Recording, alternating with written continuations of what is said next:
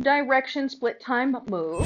If you are holding, but you're using the tips of your fingers, the challenge is that it's wrapping on the tip of your hand. Let the poi come down into the L. Don't keep them straight. I keep them tipped up. The timing really does matter in the same plane.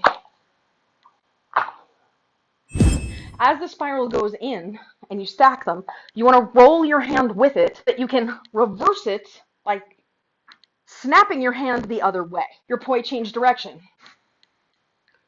You're going to still flick the hand back. You switch the orientations of the hands. So your hands go like this, and then your hands go like this. And you want it to go around both hands. Notice this went around my thumb. You're stacking them always palm down.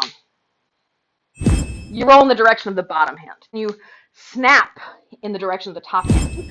As I separate the hands, it creates the momentum to pop the two leashes apart from each other.